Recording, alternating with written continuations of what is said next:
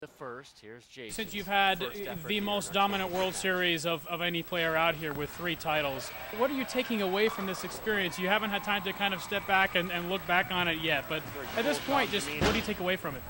Mate, I take away that you get out what you put in, and I have worked so hard on my game, both physically, mentally, and you know, it really pays off. The harder you work, I mean, you see the results, and I feel like in the lead up to this tournament, I don't know anyone who would have put in more hours than me. I've really worked hard, so it's nice to see it pay off. And what kind of hard work have you done, Belmo? Just working on things that needed to be fixed in my physical game.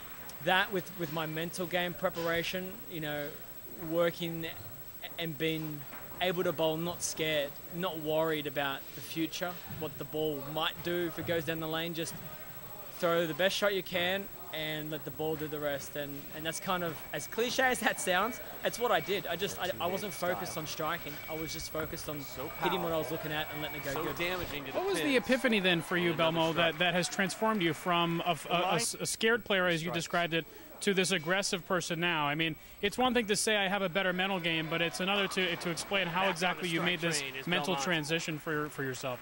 And with one more on Look, it's about narrowing your focus in the right places. You know, when you're bowling scared and you want your opponents to give you matches, you're focusing on them.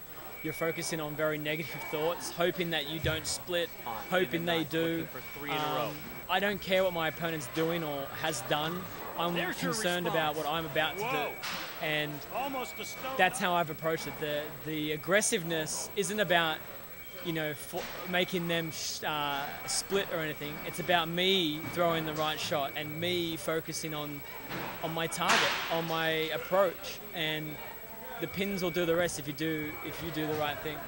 Lastly, Belmo, if I told you months ago that by the end of this year you would have 4 PBA titles, what would your reaction have been?